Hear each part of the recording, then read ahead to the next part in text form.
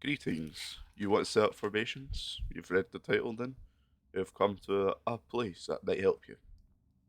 What are formations? Well, if I just grab these units, set them to go over there, and they've done something.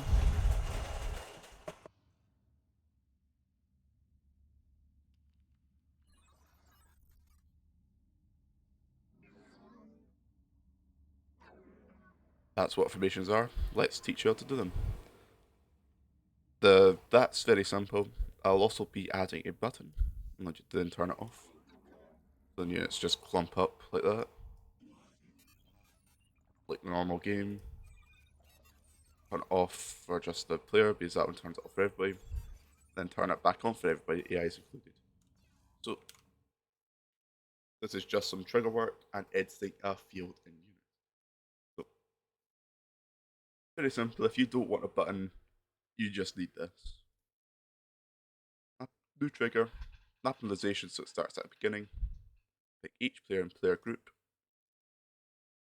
Turn player flag on or off. Formation move flag on.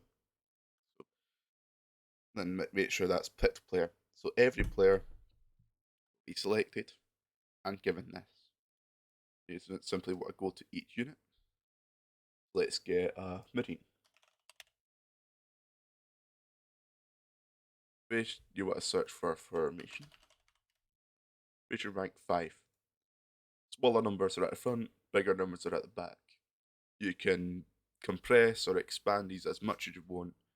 I've tried to set up a system where it's like long range units at number 8, support units like medics and sentries and such at 7, 6 are medium range units, 5 are short range units like marines, 4 are quasi melee like firebats and such. 3 is your melee units, zealots, zarkons could be in there. 2 are your bulky melee units, so that could be ultralisks, for example, or megalisks. Number 1 are your free suicide units, so that's broodlings, infested civilians if you want to name, whatever you want. If you don't want a button or anything, that's you set. You can stop the video, or you have to like it if you keep watching, but you don't have to. You want a button, like what I have down here, just turn it on or off. You have these 3 things. A variable, I've set it to start as a standard 1. It's just an integer, so it's not like 0.3 or whatever, it's just solid 1. Then this. I don't have an event here because I've got another trigger that runs after a cutscene that then runs this trigger via a run trigger command. And I've just got that set to this. I've got a comment here.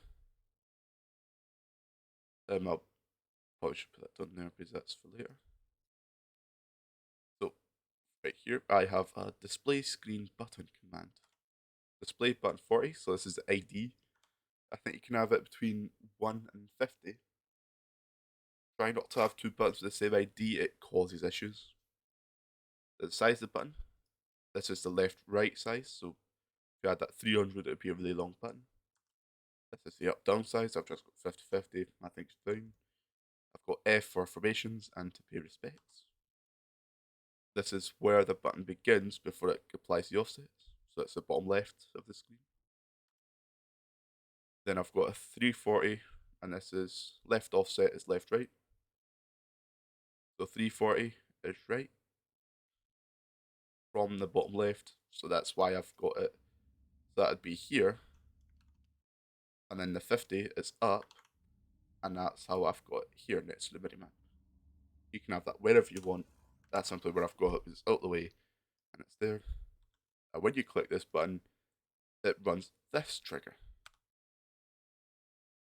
This trigger, it might look daunting, might not. Very simple. 3 copy pasted areas doing something. When it's ran, it will look at this condition, absolute value integer, and it will look at this variable here, formation level. If it is 1, then it will display this using a text message command. So you can tell your players that, hey, this is off. It sets a variable to 2 for the other conditions and turns player 1's formations off. So you click that button once, formation for you is off. If you click it again, know that this variable is still 2. This is the condition that triggers. It'll display everyone's formations on. It'll set the variable to 3. It'll then pick each player, turn it on. This includes you, the player, and AIs and all that stuff. If you click it again, know that variable's not been set to 3. Let's look for that. It'll display everyone's formations off, set back to 1 so it looks back to the top, picks each player, turns it off. You don't need these last two, you could just have on, off for player 1 if you just want the player to do this. Maybe you don't want AI's informations. Maybe you do, up to you. Now, let's say you've got an upgrade that maybe, let's say you've modified Marine Combat Shield. It makes a Marine more durable, but decreases its range. So you want the Marine closer to the front in a formation. I'm using, actually I should probably show what this one is. This is simply looking for a trigger and upgrade. Trigger and upgrade, then I'm saying what's the trigger and upgrade, with the event being any research is complete. Got this, which is just a group. This doesn't do anything, this is just, as it says here, organizational purposes only. I'm using this trigger, catalog field value modify. Very nice trigger, really quite useful in a lot of cases. I'm modifying units, because that's where both the unit I want to modify and its formation rank is located. I'm modifying units, in this case it's a Marine. Formation rank will be in here. I can just type in formation. There it is. For triggering player, this will be whoever has researched this. And it will set, you can add, divide, whatever you want to 4. Now let's say I want the Marine with this upgrade to be at the very, very front. Done. That's it. But let's say you don't research Combat Shield in the game, you begin with it. Maybe it's as a bonus objective you've completed and it's giving you this, or you're just in a later mission, maybe this is mission 6, you want the player to start with this upgrade. You can simply do this. You have to play the upgrade, followed by this thing.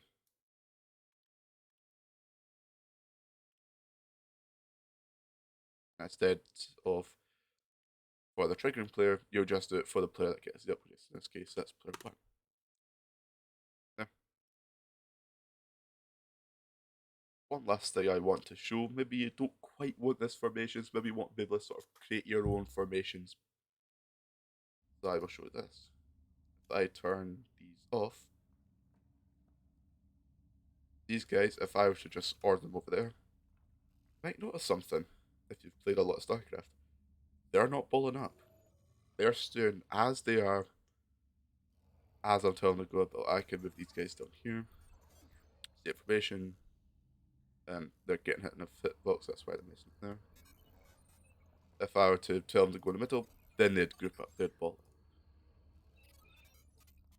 If I just like pre-split these guys as if it was banelings, I can then move like that. If I do the click center formation, they group up. Simple way to do this, go to gameplay data, that's located here. Advanced game data, somewhere down here, gameplay data is near the top. You'll be given 2 options. You want default SE2 gameplay settings. In this top area, formation, you have 3 options. The top one actually affects the previous way I was showing you, where they actually form up into formations.